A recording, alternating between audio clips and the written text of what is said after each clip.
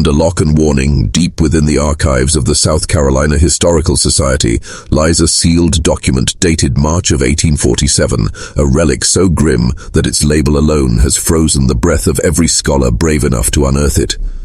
May God forgive what men have done. Those words, scrawled in fading ink, guard a testimony too monstrous for public record, the sworn accounts of 8 plantation masters who, over the course of 11 years, met the same grotesque fate.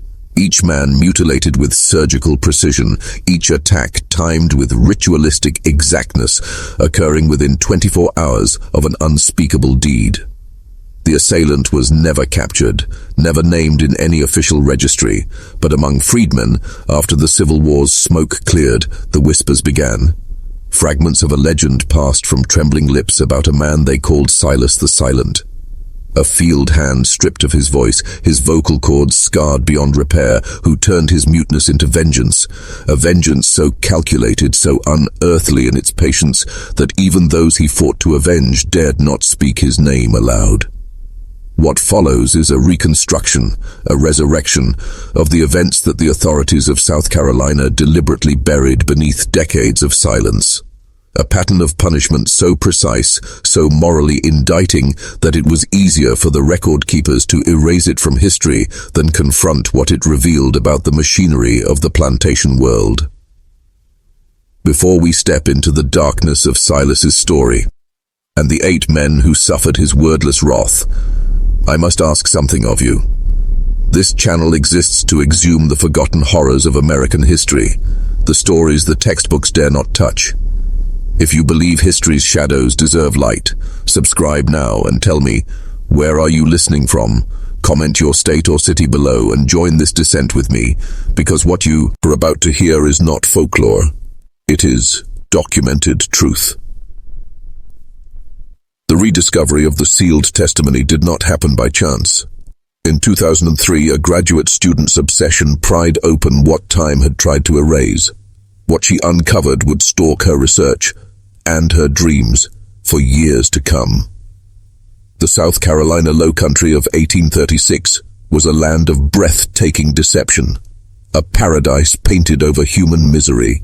Beneath skies of gold and marshes of jade stretched an empire of suffering, vast rice plantations that enriched a small caste of white masters through the relentless labor of thousands of enslaved Africans. These men, women, and children waded knee-deep through stagnant mosquito-choked fields where malaria, dysentery, and exhaustion killed as efficiently as any overseer's whip.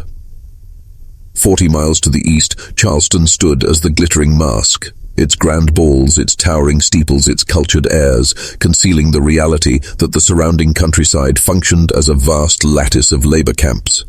Here, human beings were bought, sold, bred, and buried without consequence. This low country belt stretching across the coastal plain was the beating heart of rice production, a terrain where tidal rivers and black soil conspired to feed both empire and atrocity. But the work was merciless. The enslaved stood for hours in fetid water, their feet sinking into muck, their hands shredded by the serrated edges of rice stalks. Snakes and alligators slithered through the flooded paddies. Summer heat smothered breath, winter rains pierced thin, tattered garments. And yet amidst that suffering, something silent was awakening, a retribution waiting patiently in the dark. In the rice kingdoms of South Carolina's Low Country, numbers alone were enough to haunt the white imagination. Enslaved Africans and their descendants outnumbered their masters by staggering margins, 20, sometimes 30 to 1. And this imbalance birthed a constant gnawing terror among plantation owners. It was a fear that seeped into the soil, into the architecture of control itself, taking form as whips, chains, curfews, and the cold mathematics of surveillance. Discipline became ritualized brutality, a theater of dominance meant not merely to subdue, but to terrify. It was into this trembling world, around the year 1815, that a child named Silas drew his first breath. His mother, a woman recorded only as Patience, toiled beneath the unrelenting sun on the Rutledge plantation near Georgetown. Of his father, the ledgers say nothing. only that Patience's son was mulatto, a single word that revealed everything and nothing. It marked Silas as the product of a white man's transgression, a trace of blood that would define his existence within the rigid caste geometry of the plantation world. Children like Silas lived in the strange purgatory between two worlds, legally enslaved by their mother's status, yet bearing the pale features of their oppressors. Their light skin and grey eyes often drew cruel fascination or quiet hatred. They were reminders of crimes everyone could see, but no one dared name. Silas grew up in the slave quarters, cramped, splintered wooden barracks that barely qualified as homes. The walls leaked under summer storms, the air turned to fire by midday heat, and winter winds slid through the cracks like knives. Privacy was a dream. Lives were rearranged by ledger entries, families torn apart in the name of economic necessity. A husband sold to settle a debt. A child sent away because a new overseer preferred smaller hands. The damage to the soul of such a people was incalculable, yet even here, amid despair, the enslaved found ways to remain human. They forged secret kinships, kept fragments of Africa alive in rhythm and ritual, folded rebellion into songs, and whispered faith into the ears of children as they slept. By the age of 7, Silas was already in the fields. The Rutledge Estate's 1822 plantation records, preserved today in the South Carolina Historical Society, list him coldly as field hand, small tasks. 3 years later, the same hand that logged cotton and rations recorded him again. Full labor. A child erased into numbers. But he was not forgotten. In the 1930s, over a century later, voices of the once enslaved resurfaced through the Works Progress Administration interviews, fragments of memory that refused to die. One elderly man, recalling his grandfather's stories, spoke of the boy named Silas. "My granddaddy told me about a boy named Silas who never spoke much, even as a little child, had light skin and grey eyes that looked right through you, said that boy saw things other children didn't see, remembered things it was safer to forget." The Low Country was infamous, even by Southern standards, for its cruelty. The demographic imbalance alone made it a crucible of fear.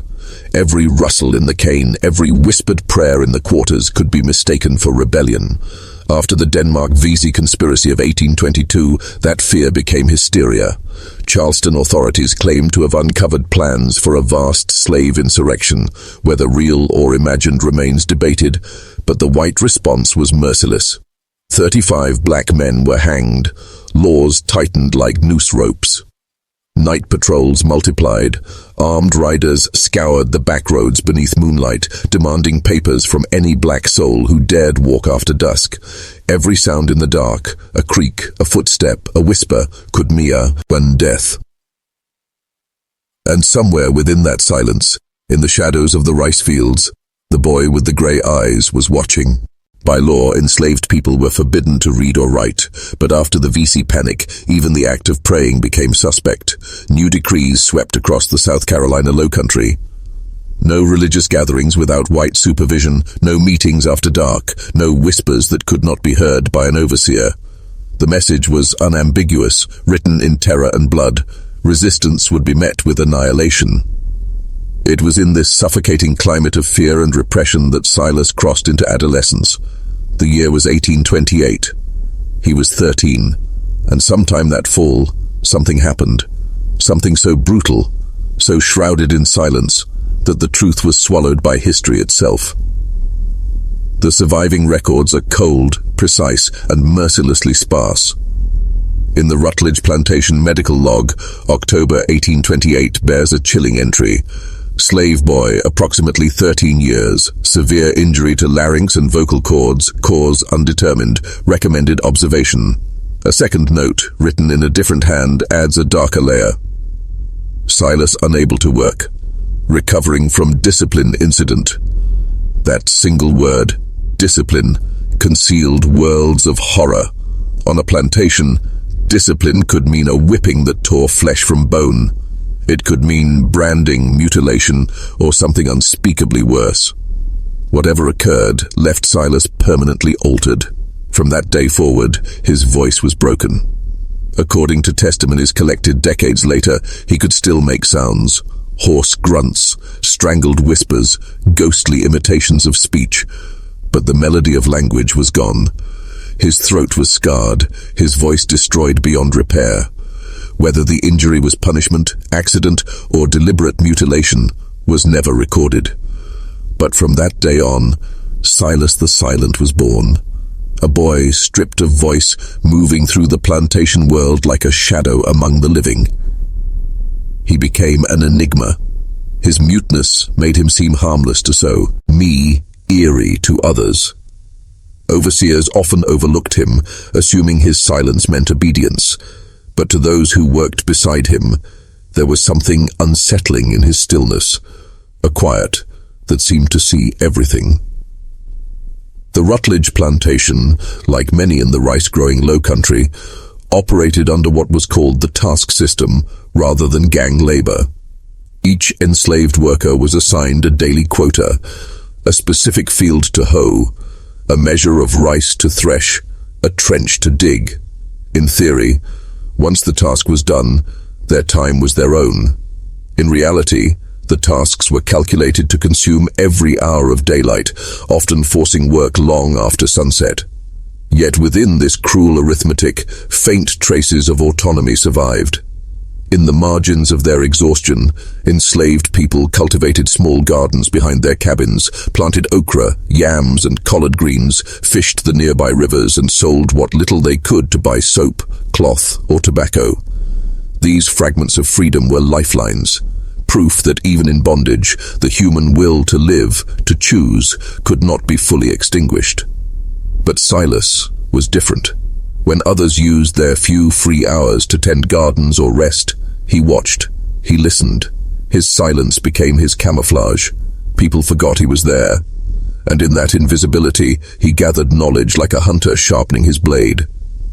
He memorized routines, which overseers stumbled drunk through the night, which ones slipped quietly into the slave quarters, which masters locked their doors, and which forgot. In a world built on surveillance, Silas became the watcher. He watched. He listened. And in the silence that cloaked him, Silas learned. He mapped the movements of the night patrols, the clatter of hooves on the back roads, the pauses between routes, the moments when the riders grew complacent. He learned which masters disappeared across property lines and why. And in whispers never spoken above breath, he came to understand what everyone already knew but dared not name, that for many of the enslavers, the bodies of enslaved women, and sometimes even boys, were not human bodies at all, but property, flesh treated as entitlement, violation disguised as right. The first reckoning came on a suffocating August night in 1836, a night that would later be remembered only in fear. The victim was Nathaniel Grayson, a 32-year-old plantation owner whose land bordered the Rutledge estate. At dawn, his wife found him in their bedroom, conscious, but as pale as the sheets beneath him, his hands trembling, his body soaked in blood. He had been castrated with such surgical precision that the attending doctor, a man hardened by years of plantation injuries, could barely find words. "Almost professional," he muttered, astonished and disturbed. The scene was a puzzle of impossibility, the bedroom door locked from within, the windows sealed and latched, no forced entry, no overturned furniture, no sign of struggle, only the horror on the bed. Grayson, once coherent enough to speak, gave a fragmented account. He had awakened to a hand pressed over his mouth, a glint of metal and then pain so blinding it emptied the world of sound and light. What he did hear, he whispered, was breathing, not panicked, not rushed, but slow, measured, inhumanly calm. Sheriff Benjamin Carr led the investigation with the local slave patrol, their fury thinly masked as justice. Every enslaved person on the Grayson estate was dragged from quarters, questioned, and beaten. Some were whipped so savagely the interrogations became confessions of pain rather than truth. The search yielded nothing. The house servants swore they'd been locked away at sundown, as Grayson himself demanded every night. His wife confirmed the same. The investigation unraveled within days. Among white society, fear spread like wildfire. Murmurs of vengeance, of secret slave conspiracies, of northern agitators hiding in the swamps, yet no arrest was made and no suspect named. The official report ended in silence. What that report did not include, what Grayson refused to utter publicly, was the truth of the previous afternoon. Plantation ledgers confirmed that a field hand from the neighboring Rutledge estate, a young man named Silas, had been loaned to Grayson to assist with repairs at the rice mill. Such exchanges were routine, part of the unspoken code of cooperation among slaveholders. The work stretched late. As dusk fell, rather than send Silas back across the river in darkness, Grayson ordered him to spend the night in a storage shed near the main house. Later that evening, around 10 o'clock, Grayson visited that shed. He stayed there for roughly half an hour. When he emerged, he adjusted his clothing. Behind him, Silas stepped out slowly, his face a mask, his grey eyes unreadable in the lantern's glow. Grayson gave one final order to his overseer before retiring for the night. Return the boy to Rutledge at first light. That was the last coherent command Nathaniel Grayson ever gave. By dawn, his world was drenched in red, and his voice, like Silas's, would never rise the same again. No one connected the two. Grayson never spoke Silas's name, and within the ledgers, within the law, within the trembling whispers of white Carolina, the truth of that night, like its perpetrator, vanished into the dark. To tell the truth would have meant explaining why Nathaniel Grayson, a man of wealth, a pillar of Southern decorum, had visited that shed in the dead of night. Such an admission would have pierced the fragile illusion upon which his world was built. In the rigid honor culture of the Southern plantation aristocracy, there were things all men knew, but none dared to name. Sexual access to enslaved people was both a routine privilege and a forbidden confession, a secret horror buried beneath the facade of refinement. To speak of it aloud was to expose the moral rot that sustained the very idea of white gentility. And so, Grayson maintained his silence. He told his peers he had been attacked by an intruder, a runaway slave perhaps, someone who had mysteriously breached the locks of his bedroom. It was a story no one truly believed, but everyone preferred. Silence was safer than truth. Meanwhile, Silas returned to the Rutledge plantation. He worked in the fields, performed his tasks, and kept his eyes lowered. He said nothing, because he could say nothing. His expression was a mask, unreadable, unbroken. To the overseers, he was invisible again, a shadow laboring among the living. The world continued its rhythm of cruelty and denial. 18 months passed. Then came February 1838. The second incident. The victim, Thomas Wainwright, 41 years old, a man of stature, husband, father of 4, respected elder of his church, and owner of a modest but profitable plantation 12 miles south of Rutledge. He was found one morning by his overseer, collapsed on the floor of his plantation office, castrated with the same surgical precision as Nathaniel Grayson. The scene was eerily identical. The door bolted from the inside. No signs of entry, no shattered windows, no struggle. Wainwright lay in a pool of blood, unconscious from shock. The physician who treated him reposed. Part of the injury was near identical to the Grayson case, a clean, deliberate act performed by someone who understood anatomy. When Wainwright regained consciousness, he could remember nothing. One moment he was bent over his ledgers, calculating harvest yields. The next, he was waking to unbearable agony. Sheriff Benjamin Carr was summoned once more. The parallels were undeniable now. 2 plantation owners, both attacked in locked rooms, both surviving the same mutilation, both claiming no memory of their assailant.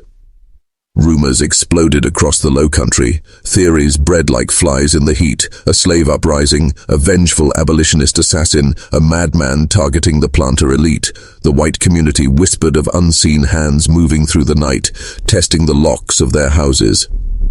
The investigation was swift and merciless. Dozens of enslaved men from nearby estates were rounded up and interrogated, some whipped, others starved, a few held in chains for weeks. The goal was not truth, but terror. When no confessions came, the sheriff released them quietly, the official report closing with the same hollow phrase, insufficient evidence. Yet once again, a crucial detail slipped through the cracks. A detail no one recorded, but which would, years later, connect the pattern. 2 days before the attack, Thomas Wainwright had traveled to Georgetown on business. There, he had arranged for the temporary rental of an enslaved carpenter from the Rutledge estate, part of a new profit scheme among planters to lease out skilled laborers to neighboring properties. The name of that carpenter appears once, faintly penciled in the Plantation ledger. Silas, mute, efficient, invisible. The same young man who, 18 months earlier, had worked one long day and one long night on the property of Nathaniel Grayson. He had been sent to Wainwright's plantation to mend the splintered bones of its outbuildings, structures rotted by years of heat, rain, and decay. For 3 long days, Silas worked in silence, his calloused hands moving with mechanical precision from dawn until dusk. At night, he was locked away in a tool shed, his meals left at the door by the plantation cook, his only company the echo of crickets and the smell of oiled iron. On the second night, the stillness broke. Thomas Wainwright came to the shed. He entered alone, and he stayed for a while. When he finally left, Silas remained inside, wordless, unmoving, unreadable. By the next afternoon, his work was complete. He returned quietly to the Rutledge plantation, carrying with him the same impenetrable silence that had always cloaked him.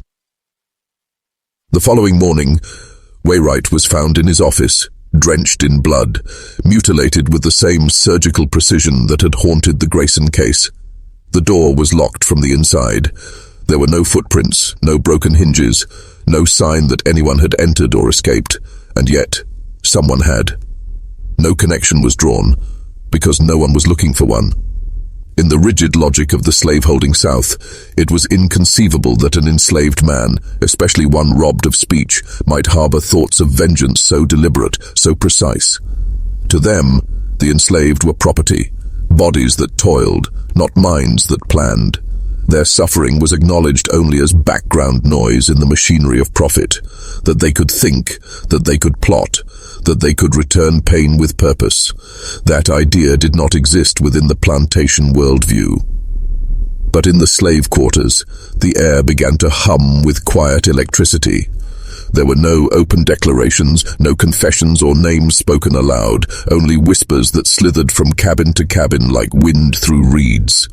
Knowing glances, sudden silences. When overseers passed, the name Silas began to carry a new weight. Not shouted, not even said with certainty, but hinted, spoken as one speaks of a ghost whose presence is felt more than seen. An elderly woman, interviewed decades later, recalled it this way. "We knew there was somebody making them white men pay. Didn't know who for sure, but there was talk about a man who couldn't speak, who moved like a shadow.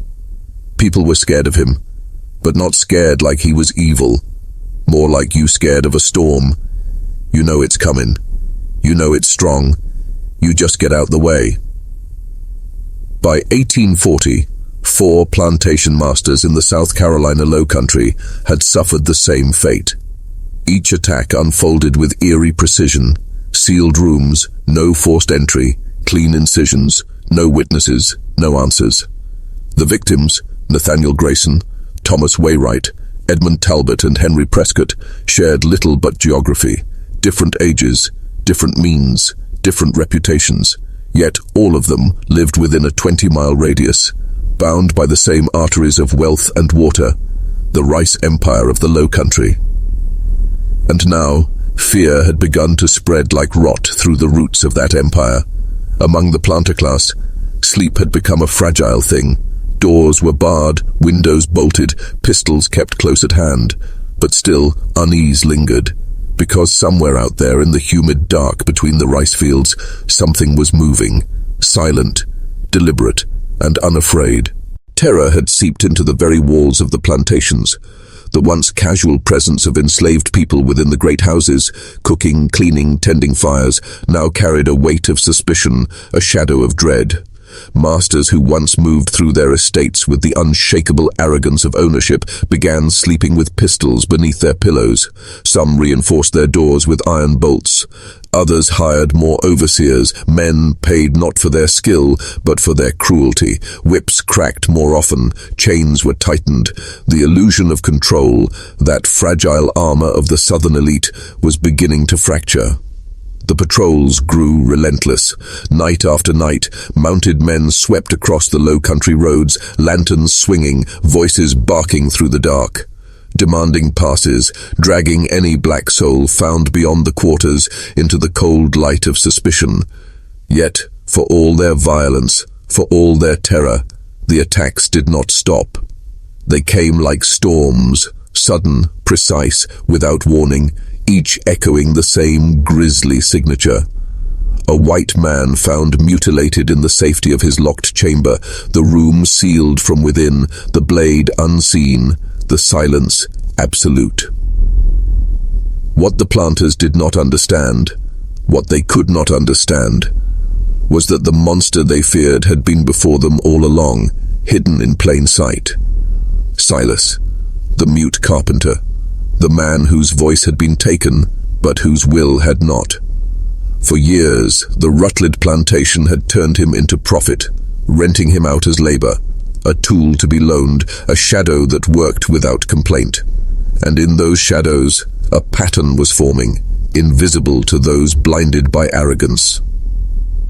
Before every attack, Silas had been there, sent to mend, to build, to repair. For 3 days, sometimes 4, he would work in silence, bedding down in sheds and storehouses away from the slave quarters. And on some of those nights, when the air was thick and the lamps had burned low, the master of that house would visit him. What passed in those suffocating hours was never spoken, but its truth was carved deep into both men, one through humiliation, the other through memory. Then Silas would return home to Rutland, still silent, still invisible, and within 48 hours, the man who had entered his shed would be found bloodied, broken, emasculated, his body trembling in the dawn, his wife screaming from behind locked doors. No one connected the dots, no one wanted to. Each attack was catalogued as an isolated outrage, a freak act of savagery unworthy of serious discussion. The sheriffs in one county did not speak to those in the next. Reports were filed, witnesses whipped, and life carried on beneath a thick fog of fear. Sheriff Benjamin Carr, the same man who had investigated the Grayson and Wainwright cases, had begun to suspect a single calculating hand behind them. But when he tried to organize a broader inquiry, he was met with silence. The planters refused to cooperate. Pride would not allow them to confess that their class, the so-called masters of the South, were being hunted from within their own walls. The newspapers told the story differently. The South Carolina Gazette printed brief, bloodless reports of incidents of violence on coastal estates, stripped of every detail that might ignite panic or, worse, inspire the enslaved to dream of vengeance. But in the quarters, another story took root. A different truth whispered through the darkness. They said someone, or something, was delivering a kind of justice no court would ever recognize. Enslaved women, their bodies scarred by years of violation, spoke in riddles and symbols of the Silent One, the spirit who made men bleed for what they had done. But even this whispered reverence was dangerous. Celebration meant DA. A rumor could summon the patrols like hounds. After each attack, they descended on the slave quarters with torches and whips, beating, burning, destroying in blind fury, punishing everyone for the vengeance of one. So the story of Silas the Silent lived only in fragments, carried in breath, in glances, in the unspoken unity of the oppressed. A secret legend, whispered between heartbeats, about the shadow who moved unseen through the empire of chains, and made its masters tremble. The darkness around Silas deepened with time, and so did the mystery that clung to him like a shadow that never left. To those who lived beside him in the Rutland quarters, he was both familiar and unknowable, a man of flesh and labor, yet somehow untethered from the world they all inhabited.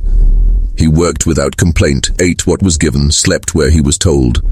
No laughter, no anger, no sorrow ever crossed his face. His mother, Patience, had died of fever in 1830 when he was barely a boy, leaving behind no siblings, no kin. Whatever part of him could have been touched by warmth or belonging seemed to have been buried with her. In the tightly knit world of the quarters, where families found solace in song and whispered prayers, Silas stood apart, an island of silence in an ocean of suffering. Even those who tried to understand him found themselves turned away by that silence. He wasn't like other folks, remembered an old man named Joshua who had cut rice beside Silas for years before freedom came. His voice, trembling with the weight of memory, carried into an interview nearly a century later. Something broke him inside worse than it broke his throat. He'd work till his hands were raw, blood on the stalks, and never make a sound. Overseers liked that. Thought he was tamed, thought he was theirs. But there was something in them eyes. Not anger, not madness, just something deep, like looking down into a well and realizing it ain't got no bottom. The overseers, blind in their arrogance, mistook his stillness as for obedience. To them, Silas was perfect, a man-shaped tool, strong, quiet, efficient. His muteness was a convenience. He could not spread word of their cruelties, could not whisper plans of escape or revolt.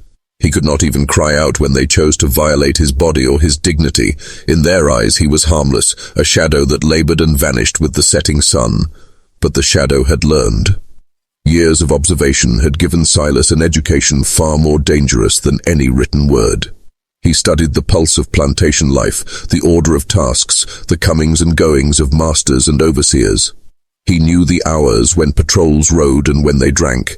He knew which doors were left unlocked, which men took what they wanted in the night. He understood that power on the plantation ran on routine, and that routine could be turned against those who believed themselves untouchable. His silence, once a curse, became his camouflage. They spoke freely before him, mistaking his stillness for ignorance, their words revealing secrets no enslaved man was meant to hear. They would use him, then dismiss him, their minds already elsewhere, blind to the quiet intelligence behind those grey eyes. By 1842, that blindness had become fatal. Two more names, Robert Finch and Charles Hammond, were added to the growing list of the maimed and the damned. 6 men in total now bore the mark of a vengeance too deliberate to be coincidence. The pattern was unmistakable to those who dared to see it.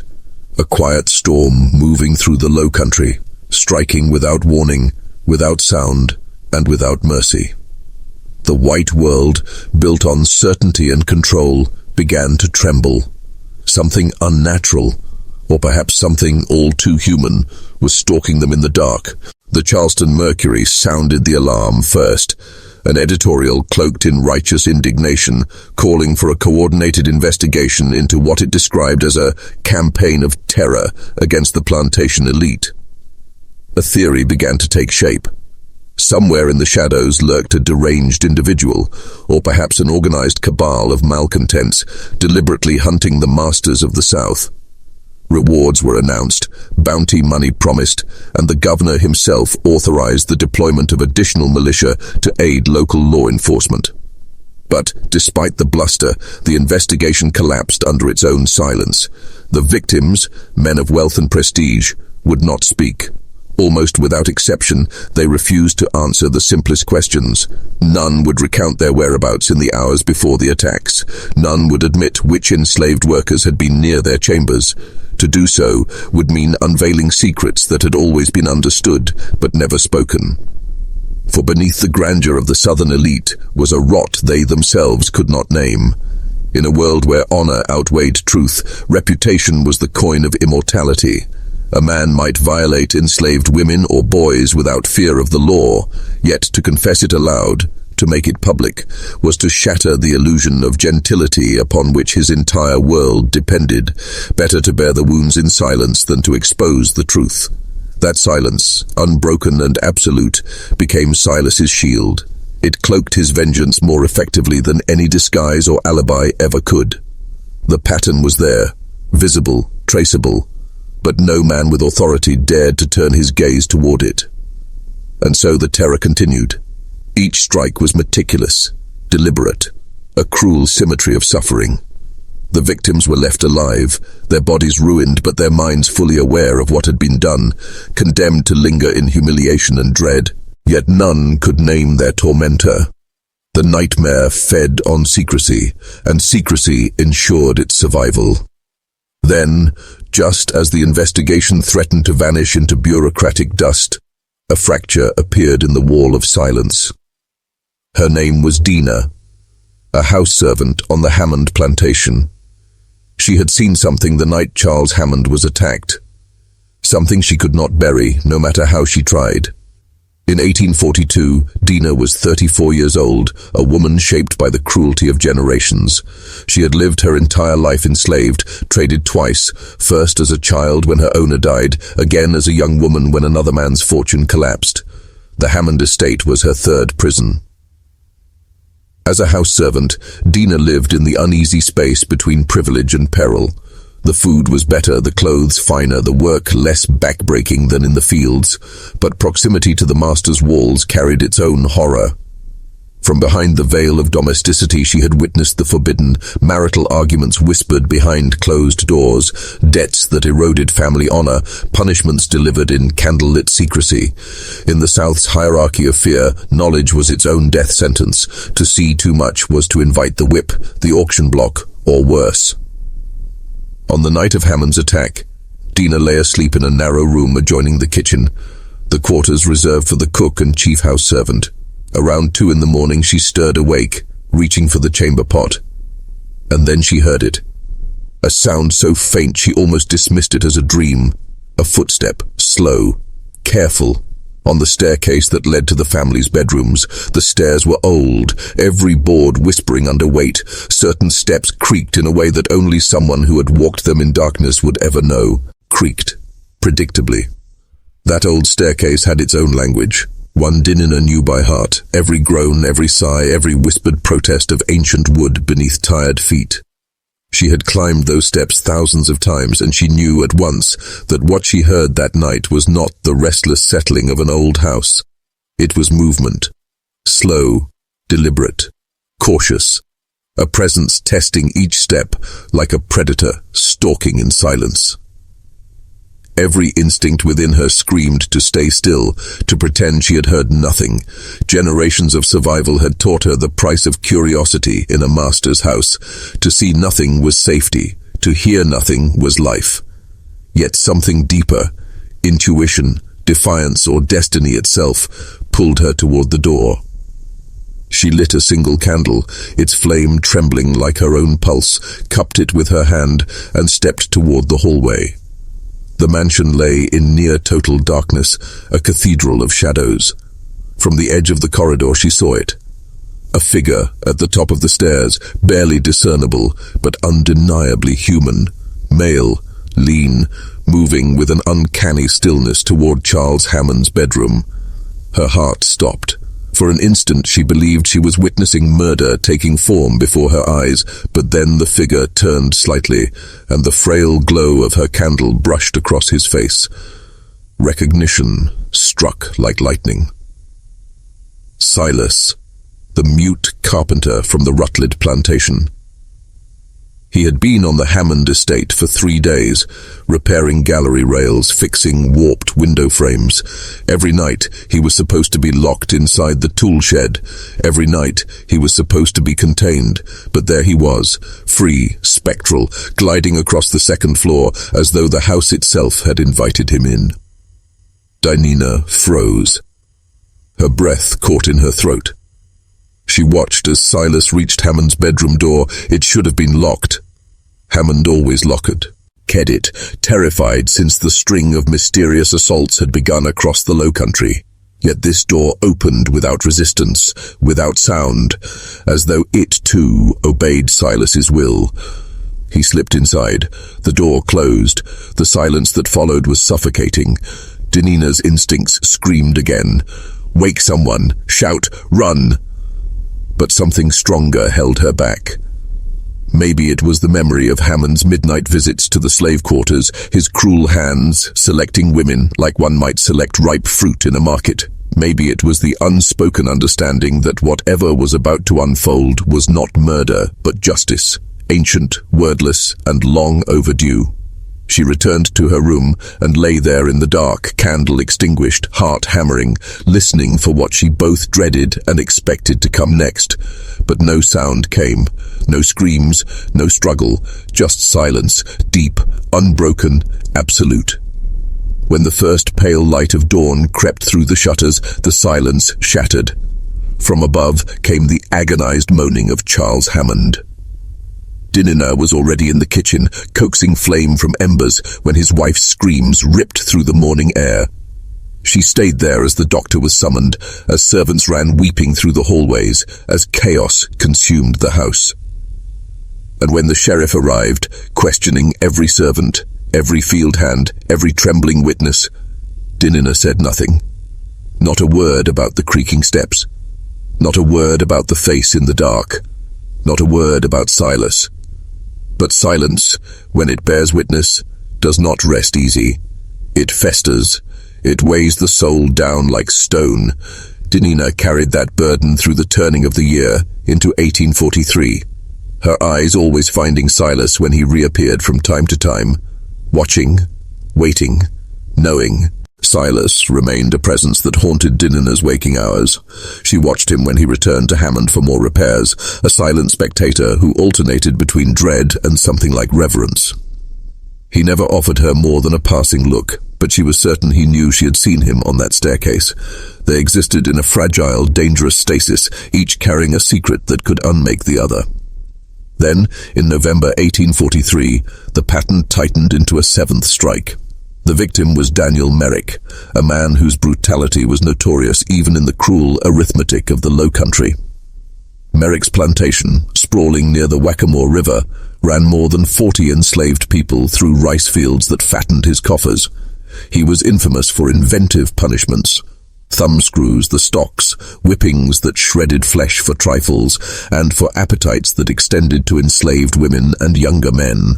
Fear was the air on his place, terror the daily currency. Silas had been sent there in early November to erect a new storage house for the harvest, a 10-day job that left him lodged in a locked corn crib, eating separately from the others, working with the same mechanical precision he had shown on every estate he served. On the third night of his stay, Merrick visited the crib. What transpired inside those dark hours remained known to only two minds. 9 days later, after Silas had completed his contract and returned to Rutland, Merrick was found by an overseer in his office, castrated with that now familiar surgical cruelty. By then, 7 plantation masters had been struck.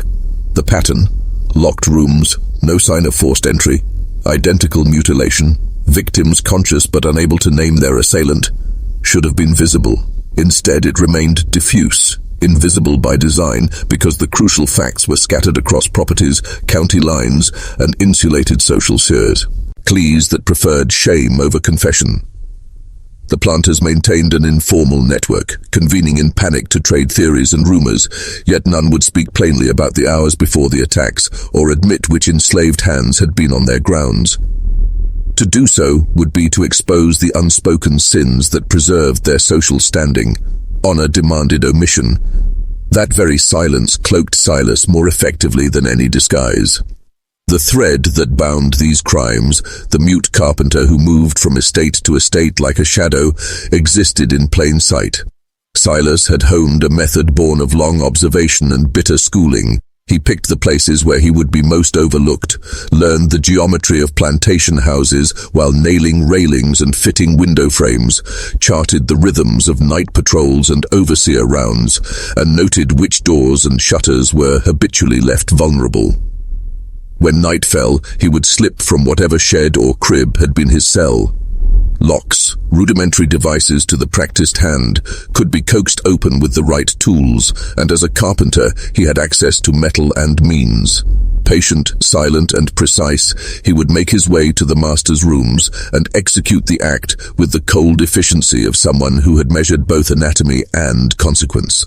What the planters could not imagine, that a man stripped of speech could plan with such deliberation, turn humiliation into a form of retribution, and do so without fanfare, is the very thing that allowed the terror to continue, spreading dread through the ricelands, while the official record remained fragmented, embarrassed, and willfully blind. Most of his peers understood. What Dina revealed to him that day, beneath the dim light filtering through warped chapel glass, was not just the tale of a killer. It was the quiet confession of a witness to divine retribution, moving in human form. During his days on the plantations, Silas was a man of meticulous observation. Every nail he drove, every hinge he repaired, every window frame he touched became part of a larger map engraved in his mind. He took note of weaknesses others ignored: loose sashes, warped wood, locks so ancient they could be opened with the simplest twist of metal. For all their splendor, the grand plantation houses were hollow fortresses. Their locks were not built to withstand rebellion. They were built to remind enslaved men and women of their captivity. And Silas, the mute craftsman, understood these vulnerabilities better than the men who owned them. He learned where every key was kept, which doors hung crooked on their hinges, and which windows could be pried open without a sound. When night descended and the air thickened with the scent of wet rice fields, he moved like a shadow unbound. He knew where every board creaked beneath his step, where servants slept, and which rooms were drowned in the opium-heavy dreams of their mistresses. He entered the sanctum of his targets with spectral precision, each step a quiet act of vengeance. A piece of cloth soaked in chloroform, stolen from the planter's own medical chests, was his instrument of silence. The vapor would rise, sweet and chemical, as he pressed it over his victim's mouth. There would be a brief tremor, a muffled gasp, and then stillness. What followed was not rage, but ritual. With the calm of a surgeon, Silas used the tools of his trade, chisels, small blades, clamps, to perform his sentence. His precision suggested an education denied him, a grim mastery learned perhaps from years of forced labor, perhaps from watching the cruel experiments that white doctors performed on black flesh. No one knew for certain. Within minutes, his work was done. There was no blood on the floorboards, no sound to wake a soul. Only a man left broken, stripped not of life, but of the power to violate it again. He never lingered. He slipped back into the dark, retracing his steps with the care of a ghost returning to its grave. By dawn, he would be found in his shed, the door locked from the outside, his hands folded, his expression unreadable. The chloroform explained why his victims awoke confused, remembering nothing. The precision explained why they lived. Murder was not his purpose. It was too crude, too final. Silas sought equilibrium, not death. He wanted these men to feel the terror of helplessness, the irreversible humiliation they had inflicted upon others. Yet far away from his silent vengeance, a different silence was beginning to crack. Dina's knowledge, what she had seen that night on the staircase, had festered inside her like an open wound.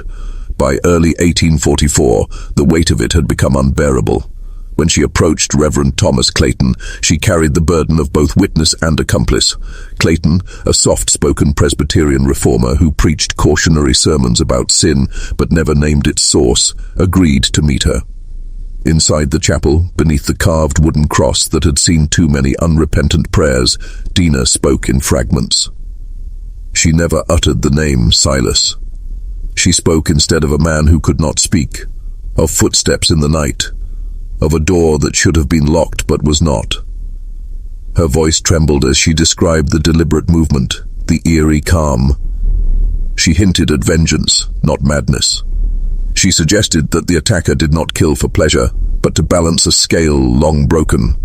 Clayton, educated and perceptive enough to read what was left unsaid, felt a chill rise in his spine. He realized with growing dread that this was not the work of a savage or a demon, as the newspapers whispered. This was the work of a man, an enslaved man, enacting judgment upon a world that had long mistaken silence for submission. Many of his peers could never understand it, but Clayton did. He stood at a crossroads that tore at his conscience, an impossible choice between obedience and truth. If he reported what Dinah had confessed, the consequences were certain. She would be punished, perhaps even executed, for concealing the crime. The man she spoke of would be hunted down, captured, and swiftly put to death. Yet Clayton's moral imagination reached deeper than the black and white lines of law and punishment. He understood with a kind of dreadful clarity that what he faced was not mere criminality. It was vengeance. Vengeance born of unrelenting cruelty, of wounds so deep they had festered into something dark and inevitable. He asked Dinah why she had come forward now, months after the act she had witnessed. Her answer chilled him. "Because there's going to be more," she said. "I can see it in him when he passes through, and maybe if someone knows, if someone understands what's really happening, something can change." Clayton's heart wrestled with the enormity of her words, and then, against every expectation of his time and place, he made a decision that would isolate him from his peers and risk his position entirely. He told no one. He went not to the authorities, but into the shadows. Under the veil of religious duty, he began a quiet, dangerous investigation. Traveling from plantation to plantation, speaking softly to the enslaved, pretending to deliver sermons while gathering fragments of forbidden truth. The deeper he went, the darker the pattern became. He heard whispers of a silent carpenter named Silas, of masters visiting locked sheds under the cover of night, of acts so horrific that even those who knew dared not give them shape with words. Clayton began to pause. Oh, see the outline of a horror the white establishment would not, could not, face. To acknowledge it would mean staring into the diseased heart of slavery itself, to admit that beneath the sermons, the laws, the cotton wealth, lay a moral rot so vast it threatened to swallow the entire order of their world. But his quiet inquiry did not go unnoticed. In a land built upon constant surveillance and iron control, a white minister asking questions about planters' private lives was like a candle flickering too close to the curtains.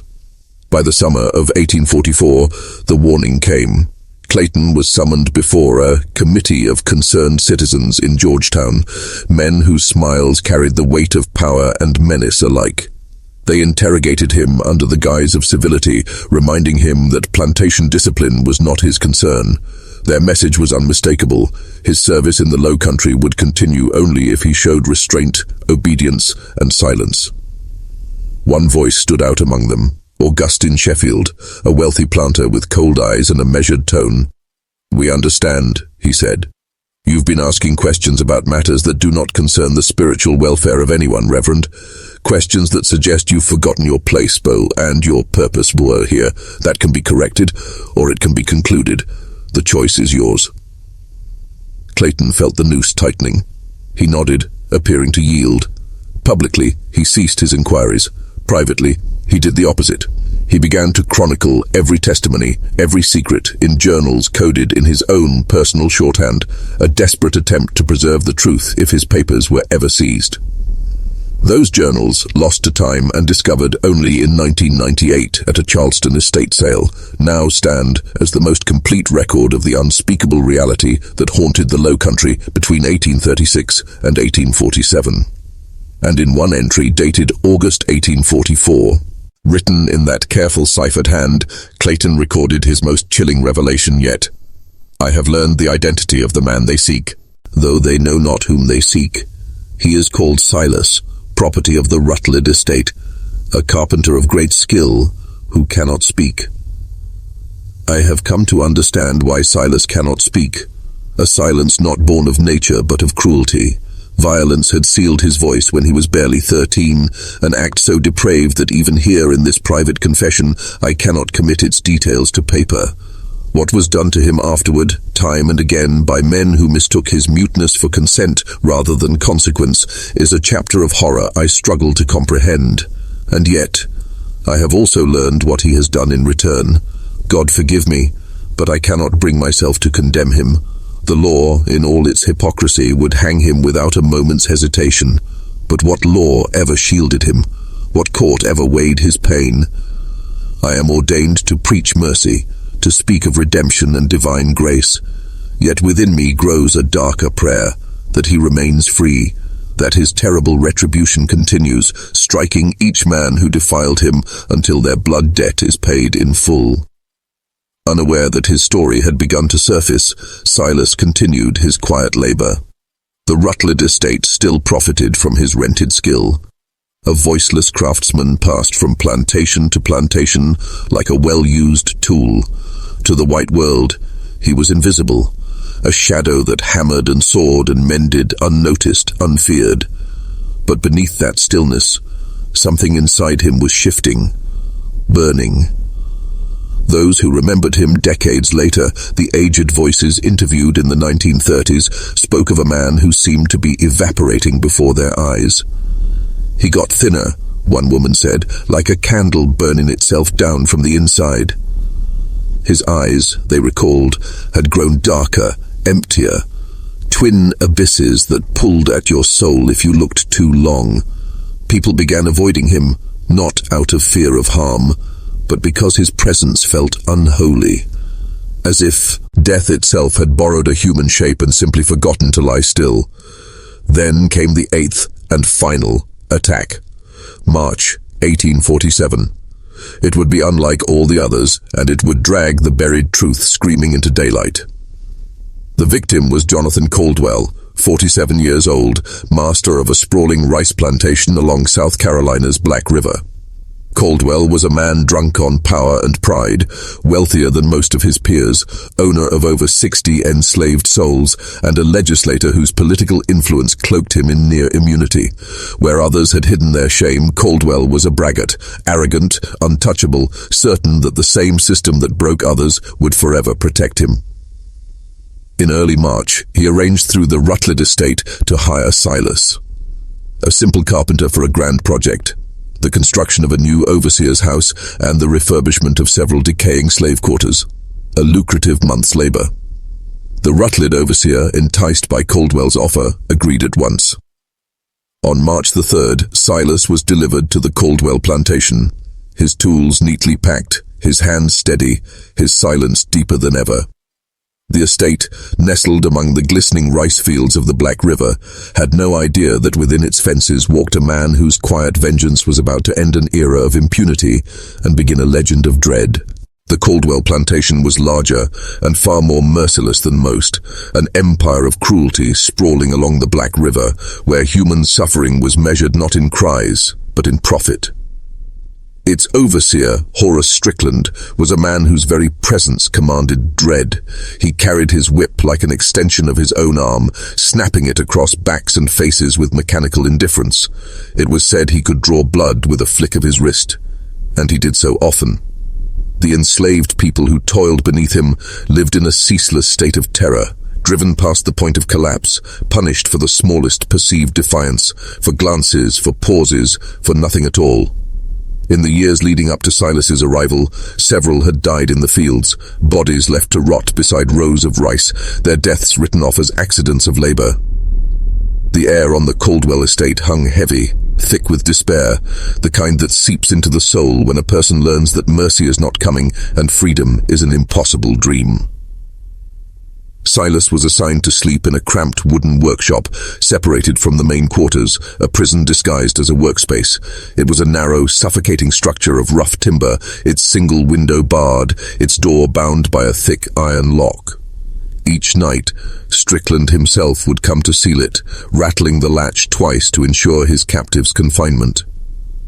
"Try to run," he warned, "and you'll be whipped until your back splits." Silas only nodded, expressionless, his eyes flat and distant. By day he worked with that same eerie precision that had become his signature, efficient, silent, mechanical. But someone else had taken notice. Jonathan Caldwell, the master himself, had seen Silas, and his gaze carried a hunger that needed no words. Anyone familiar with the unspeakable hierarchies of plantation life would have recognized that look instantly. On the second night of Silas's stay, Caldwell came to the workshop after dark. He remained inside for over an hour. When he finally emerged, his clothes were disordered, his hair damp with sweat, his face ruddy with exertion.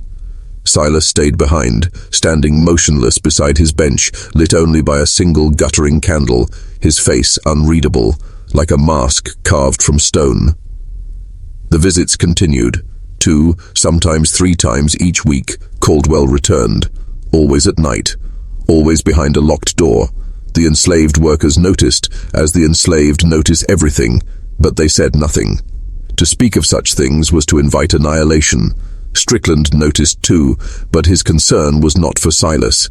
He only ensured the locks were double-checked, that the master's privacy was never disturbed. In this world, silence was not ignorance. It was survival. Yet this time, something within Silas was shifting. 11 years of patient vengeance, of quiet surgical wrath, had hollowed him out. What had begun as cold precision was curdling into something darker, an exhaustion that bordered on madness. He had lived more than half his life as a voiceless tool of others' desire and his own vengeance, a man consumed by ghosts, but now the silence inside him was breaking. The extended duration of this project, the isolation of the workshop, the predictability of Caldwell's nocturnal visits, it all formed a pattern, an opening, a design. He would not strike and vanish this time. He would end it, once and for all. And so, on the night of March 24th, 1847, when Caldwell arrived for what he thought would be another visit into the shadows, Silas was no longer waiting to endure. He was waiting to finish. He did not wait for Caldwell to leave, not this time. There would be no stealth, no slipping into a sleeping house beneath the cover of silence. No disappearing act before dawn erased the evidence of his vengeance. When Caldwell finished his assault and began to dress, Silas moved with the precision of a man who had rehearsed this moment in his mind for years. The hammer, a carpenter's tool, his only constant companion, was hidden beneath his sleeping pallet. He gripped it tightly, raised it, and brought it down across the back of Caldwell's skull with brutal force. The sound was sickening, the thud of metal against flesh. Caldwell fell forward, dazed but still alive, groaning incoherently as blood pooled beneath his cheek. Silas did not hesitate. He bound Caldwell's hands and feet with ropes scavenged from his carpentry supplies, his movements calm, deliberate, efficient. A rag torn from an old cloth was jammed into Caldwell's mouth to choke his cries before they could reach the night air. Then Silas did something strange, something almost ceremonial. He lit every candle in the workshop, one after another, until the small wooden structure glowed unnaturally bright against the surrounding darkness. The flickering light transformed the place into a chamber of judgment. Shadows danced on the walls like silent witnesses. From beneath the workbench, Silas withdrew his tools, his real instruments. The surgical blades, polished and sharpened after each prior act, gleamed in the candlelight. For years these had been hidden away, waiting. Now they would serve one last purpose. He approached Caldwell slowly. Unlike before, there was no chloroform, no mercy of unconsciousness. Silas wanted him awake, aware, trapped within his own terror. The process was agonizingly slow. The castration unfolded in deliberate stages, each pause longer than the last, each incision methodical and precise. Eyes. Silas said nothing. He simply watched as Caldwell's body trembled and convulsed, as his eyes filled with disbelief and primal fear. Every moment was designed to reverse the order of power, to make the master understand what it meant to be helpless beneath another's will. It was not madness. It was retribution. Terrible, wordless justice carved into flesh. For the first time in his privileged life, Caldwell experienced what it was to be reduced to an object, to feel his humanity stripped away, to know that no one would come to save him. When it was done, Silas cleaned his tools with the same care he had always shown, wiped the blood from his hands, and placed each instrument back into its compartment. Then, with a calm that chilled the air, he did something he had never done before. He unlatched the workshop door from the inside and stepped into the open night. He walked slowly, silently, past the quarters where others lay awake, sensing something unspeakable in the air. Past the main house where candlelight still flickered in upstairs windows, across the yard toward the line of trees that marked the edge of the Caldwell property. There, beside the slow black current of the river, he stopped.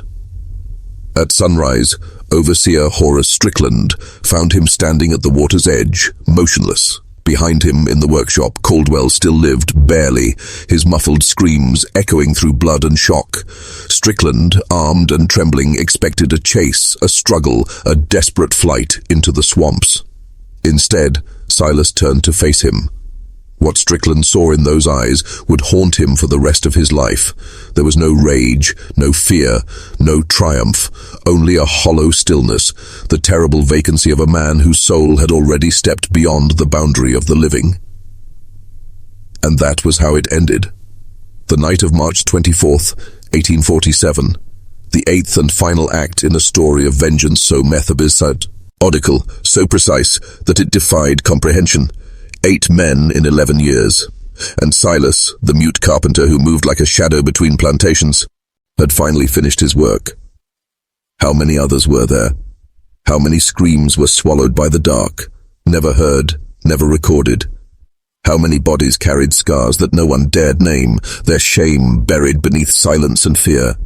If this story sends a chill through you, share it with those who can bear to look into the abyss of history. Press that like button if you believe the truth deserves to be told, even when it's unspeakable. Subscribe, because the shadows of America's past still whisper, and we intend to listen. When the truth finally clawed its way to the surface, the reaction was immediate. Silas was seized at once, his wrists and ankles clamped in heavy iron, the kind forged for men no longer considered human. They locked him inside a storage shed on the Caldwell plantation, where the scent of sweat and wood shavings mixed with the copper sting of blood. Outside, panic spread like wildfire. Jonathan Caldwell was rushed to Charleston under guard, fighting for his life. He survived, as all the previous victims had, but survival came at a price no man could reclaim. His body was ruined, his power stolen. The news traveled fast across the Low Country. For the first time, the whispers became an official alarm. Could this, at last, be connected to the other unsolved mutilations that haunted the region for over a decade? Sheriff Carr, the man who had hunted these shadows for 10 long years, set out for the Caldwell plantation. For the first time in his career, he had a suspect, a living perpetrator. The interrogation took place on March the 26th, 1847, inside a small, windowless room at the Georgetown courthouse. The walls smelled of mildew and candle smoke. Silas was brought in shackles, his chains linked to a ring bolted into the floor, like a beast brought in for judgment. Sheriff Carr sat with 2 deputies, the district attorney and Reverend Clayton, a clergyman and among the enslaved for his uneasy kindness. Carr had summoned him, hoping the Reverend could reach through the silence of a man who could no longer speak. The transcript, sealed for nearly a century and now preserved in the archives of the South Carolina Historical Society, reads like something torn from a nightmare. Silas sat motionless, his throat producing occasional broken sounds, his eyes dark, distant, unreadable. Carr began with blunt precision. "Did you attack Jonathan Caldwell?" A nod. "Did you castrate him?" Another nod. No hesitation, no plea. Then came the question that froze the air in that cramped room. "Have you done this before? Are you responsible for the other attacks?" Silas lifted his gaze. The pause stretched into eternity, and then, slowly, he nodded again. The men exchanged horrified glances. What had been suspicion was now fact. The nightmare had a face. Finally, Carr asked, "How many?" Silas lifted both hands, spreading his fingers wide. 8. That was the number he indicated. 8 men. Sheriff Carr felt a slow, icy dread coil in his gut, heavier than shock, heavier than horror. He stared across the table at the chained man before him, his mind fighting to comprehend the scope of what he had just confirmed. Then came the question, low, trembling, deliberate. Why? Why did you do this? It was Reverend Clayton who broke the silence. He had brought paper and pencil, believing perhaps that written words could give voice to a man robbed of speech. But when he offered them, Silas only shook his head. He could not write. He could not read. The law had seen to that, ensuring that those in bondage would remain voiceless in every possible sense. So Clayton changed his method. He began asking questions that could be answered with a nod or a shake of the head, questions that would cut through the silence like a scalpel through flesh. What followed, pieced together later from the Reverend's own journal and the official transcript, revealed a truth so unbearable it had hidden for decades beneath layers of shame and secrecy. "Did these men hurt you?" Clayton asked quietly. Silas nodded. "Did they force themselves upon you?" The nod came slower this time, heavier, an admission dragged up from years of buried torment. "All 8 of them?" Another nod. "Did this begin when you were young, when your throat was damaged?" Nod. "And it continued? Each time you were rented out? It happened again?" Nod. The room seemed to constrict, the air thick and unmoving. Clayton turned toward Sheriff Carr, his voice trembling, not from fear, but from fury barely contained. "Sheriff, we need to look deeper into these attacks. I believe this man has been subjected to systematic sexual abuse for nearly 20 years. What he did was not random. It was retaliation." A silence followed that felt almost sacred, the kind of silence that comes when a truth too long buried finally claws its way to the surface. The district attorney, Harrison Felder, broke it with a cold, legal precision that stripped the moment of its humanity. "That's not a defense, Reverend. The law does not recognize the right of a slave to resist his master, even if what you're suggesting is true, and I am not conceding that it is. It's irrelevant. This man mutilated 8 white men of status. He will hang for this." But Sheriff Carr wasn't listening to Felder anymore. He was staring at Silas with the haunted eyes of a man watching the pieces of a puzzle fall into place. Pieces he'd ignored for years. "The pattern," he said slowly, almost to himself. "He was there. On every property. Just before each attack.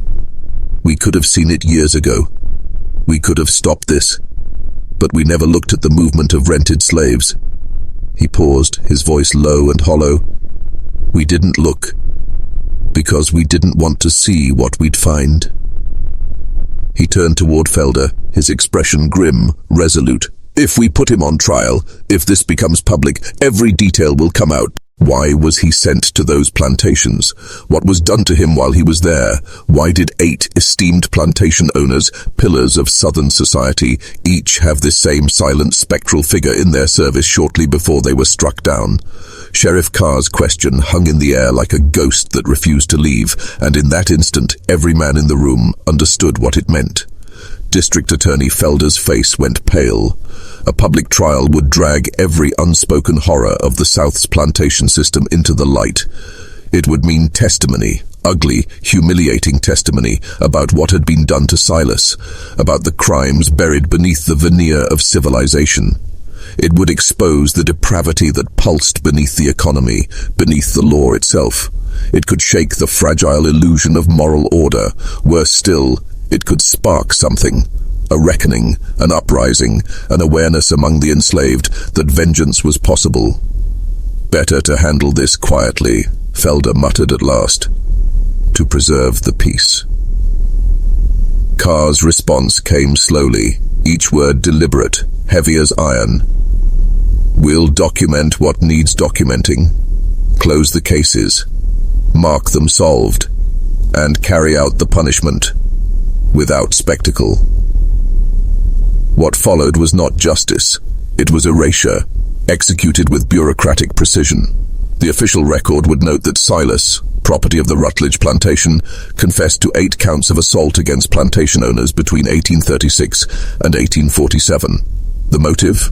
Listed simply as unknown, or, in the colder phrasing of state archives, rebellious disposition. The reports would make no mention of his silence, no mention of what had been done to him since boyhood, no mention of the systematic sexual violence that defined his life. The 8 men's names would remain untarnished in public record. Their shame, their sins would be buried with him. There would be no trial, no jury, no crowd to witness his final breath. Just a quiet execution carried out behind closed doors. The goal was simple: prevent a scandal, prevent a martyr, prevent the idea that resistance could take form in the body of a broken, voiceless man. But Reverend Clayton could not rest. In the days between Silas's interrogation and his scheduled hanging, the old preacher visited him twice in his cell. He brought paper and a pencil, even though he knew Silas could neither read nor write, and he sat with him in silence, the air between them thick with grief. Here was a man who had endured unspeakable horrors and responded in kind, a man both victim and monster, both creation and consequence of a world built on cruelty. During his second visit, Clayton finally asked, "Is there anything you want people to know? Anything you want me to record for history?" Silas looked at him for a long, unblinking moment, then reached for the pencil. His hand trembled as he began to move it across the page, not forming words, but images. A boy's face, mouth open in a scream, a hand pressed over it. Darkness. And then 8 crosses, gouged deeply into the paper until the lead broke. He pushed the sheet back toward Clayton and lowered his eyes. The meaning was unmistakable. The boy was himself. The hand, his silencing, and the 8 crosses. 8 lives taken. 8 pieces of his power reclaimed.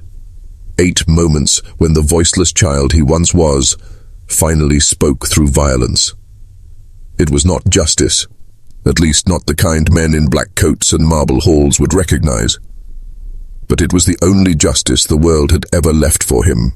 Clayton preserved that final drawing with near religious care, pressing it between the pages of his journal like a sacred relic, a wordless confession rendered in graphite and grief. It remains there to this day, a haunting artifact, a visual testimony to a violence that history itself tried to smother beneath ink and silence.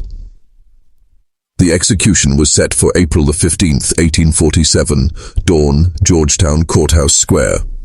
But 2 days before the appointed hour, something happened that would blur the line between justice and cover-up forever. Silas was found dead in his cell. The official report was quick and tidy. Suicide by hanging, the document read, fabricated from strips of blanket. But even then, the story didn't sit right. The cell had been under constant watch. The guards were ordered never to leave their post. The strips of fabric would have required time, effort, and privacy to tear and braid, luxuries no condemned man was granted, and the bruising around Silas's neck. Several witnesses noted it. Too deep, too uneven, too much like hands had been there. Did Silas choose death, one final act of defiance? Or was he silenced to prevent the spectacle of a public execution, to prevent a crowd from hearing whispers of what his story might reveal? The truth has never been confirmed. Only one fact remains. By dawn, Silas the Silent was gone. They buried him in an unmarked grave in the section of the cemetery reserved for the enslaved. No stone, no name, no blessing, just earth. Time has swallowed even that ground now, paved and repurposed, the exact spot of his final rest erased from the map, like the man himself. The 8 plantation owners who survived him lived on, though none ever truly recovered. They carried their scars in silence, scars of flesh and scars of memory. Some fled the lowcountry, seeking refuge in states where no one knew their pasts. Others stayed retreating into isolation, haunted by the echo of their own crimes reflected back at them in the mutilated mirror of justice they had created. Jonathan Caldwell resigned from the legislature soon after his recovery. The official statement cited health concerns, but those who saw him after knew better. He sold his plantation 2 years later and moved to Virginia, where he died in 1856, never speaking of the night that changed everything. Nathaniel Grayson, the first to fall, lived just long enough to see the first shots of the Civil War in 1861, the war that tore apart the institution that had both empowered and destroyed him. He died alone, childless, inside the very house where Silas had struck. As for the Rutledge Plantation, Silas's home and prison, it continued its grim operations until 1865, when Union troops swept through South Carolina and the system of bondage crumbled. The estate was torched during the war, its ledgers, its whips, its secrets all burned with it.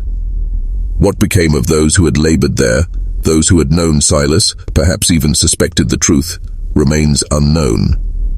After emancipation, they scattered into the winds of freedom, searching for families sold away, scraping together new lives in a nation that had freed their bodies but not yet their souls. Some of their descendants still walk the low country today. Most have no idea that their bloodlines trace back to that same haunted soil, or to the silent man who once walked its fields, hammer in hand, vengeance in his heart. Reverend Thomas Clayton continued his ministry for 5 more years, his sermons growing quieter, more somber. In 1852, he left South Carolina altogether, moving north to Pennsylvania, where he could finally lend his voice to the abolitionist cause without fear. He brought his journals with him, those meticulous, fragile volumes filled with truth the world was not ready to hear. When he died, his daughter inherited them. She preserved them with reverent caution but never dared to publish. She understood the danger they carried, the way they could split open the myths of both North and South, because what those pages contained was not just the story of a man named Silas. It was the story of America's unspoken horror, and the silence it demanded to survive. Slavery. That word was the shadow behind every line in Reverend Clayton's journals. Those pages, passed reverently through several generations of the Clayton family, became relics of a truth too unbearable to destroy and too dangerous to reveal. For more than a century they lay hidden, until finally they were donated to a regional historical society, where they gathered dust, largely unread, their secrets sleeping in silence. But not all the records of Silas's story rested so quietly. In 1847, the sealed file that contained the official account of his so-called crimes and execution was deposited into the archives of the South Carolina Historical Society, locked away under strict conditions that forbade access without express permission. That seal held fast for more than 150 years, ensuring that the public would never see what those pages truly contained. Then, in 2003, a young graduate student named Michelle Torres broke that silence. As part of her dissertation on the hidden patterns of plantation violence, Torres petitioned for special access to the sealed document, and won. What she discovered behind that brittle paper and fading ink would shake the foundations of academic history. Inside were not just records of Silas, the silent slave, but dozens of other cases, fragmented testimonies, censored reports, official notes describing acts of resistance that had been systematically erased. There were stories of enslaved men and women who sabotaged machinery, poisoned overseers, feigned illness, or, like Silas, struck back violently against their oppressors. Each case had been buried deliberately beneath layers of bureaucratic silence to preserve the illusion that enslaved people were docile, broken, and incapable of organized defiance. What Torres uncovered proved the opposite, that beneath the horror there had always been resistance, strategic, intelligent, human. Her dissertation, published in 2006, dragged Silas's name out of obscurity and into the public record for the first time in over a century. The reaction was immediate and divided. Some hailed her work as groundbreaking, an essential act of restoration that illuminated the agency of those long dismissed as voiceless. Others condemned it as inflammatory, even dangerous, accusing her of romanticizing violence or speculating beyond what could be definitively proven. Yet beneath all the noise, one unshakable truth remained. Silas was not alone.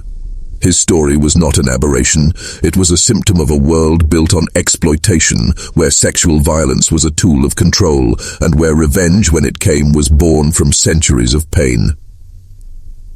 And yet in modern South Carolina there is no monument to Silas, no plaque, no statue, no signpost marking the soil where he lived, worked, and died. The plantations where his story began have been erased, swallowed by suburban sprawl, paved over by highways, or reclaimed by the forest that remembers what men have forgotten. The Georgetown courthouse still stands, its brick walls restored and polished, repurposed now as a museum that tells safer stories, revolutionary heroes, antebellum architecture, the charm of the Old South. The darkness, the cruelty, the human wreckage, those parts of history are politely omitted. But outside those manicured tours, in small communities scattered through the low country, his name still drifts through the air. Among descendants of the enslaved, the tale of Silas the Silent lives on, not in books, but in breath. Sometimes it's whispered as a saint story, a chilling legend of revenge from beyond the grave. Other times it's told as a grim parable about the limits of human endurance, a warning about what happens when oppression pushes a soul too far, and sometimes it's spoken as something deeper, a story of justice, imperfect, bloody, unforgivable, but justice nonetheless. Was Silas a monster? A victim? A man twisted by the cruelty of his time into something unrecognizable? That question still divides historians, ethicists, and anyone brave enough to stare into the abyss he left behind. But one truth remains unmovable. Silas's silence, once forced upon him, became the weapon that broke his chains. And even now, nearly 2 centuries later, his echo has not faded. He killed no one, yet he left 8 men forever mutilated, their power carved away in the same brutal fashion they had once stripped from him. What he inflicted was not random savagery, but a reckoning, vengeance born from nearly 20 years of unspoken torment. But that raises a haunting question. What does that make him? Was Silas the Silent a hero, a criminal, or merely the inevitable creation of a system so corrupt, so morally diseased, that it forged monsters from its own victims? The answer perhaps depends on how one defines justice. Can true justice exist beyond the boundaries of law? Can vengeance ever wear the mask of righteousness? And how can a man be judged by laws written to deny his very humanity? Silas had no courts, no advocates, no rights, only pain. His silence was not weakness, but survival. And when survival finally gave way to retribution, he became what that world had forced him to be, the reflection of its own sins. What cannot be denied, what no scholar, no apologist, no patriotic myth can erase, is that Silas's story is not an anomaly. He was but one shadow among thousands, thousands whose names history never bothered to record, whose suffering, rebellion, and endurance have been scrubbed clean from the sanitized story of America. Every plantation bore its ghosts, chambers of cruelty, disguised as civility, fields watered not just with sweat, but with blood and silence. Silas is remembered only because fragments of his truth slipped through the cracks, captured by the hands of those who refused to let darkness swallow it whole. So now, the question passes to you. Was Silas justified in what he did? Could there have been another form of justice for a man who lived in a world designed to deny him every trace of it? These are not questions for comfort, they are confrontations, because in facing them, we face the mirror of our own history. If this story unsettled you, good, it should, because to look away is to allow silence to win again. Share this story with those who still believe history was clean. Comment below, not to judge, but to understand. And remember, these are not just echoes from the past. They are blueprints of the present, patterns of cruelty and power that still breathe beneath modern skin. Keep questioning, keep remembering, because behind every statistic, every sanitized textbook line, there were human beings, flesh, fear, hunger, hope, and sometimes acts so terrible they made sense only in the language of suffering. Silas the Silent was one of them. His story does not ask for forgiveness, it demands remembrance.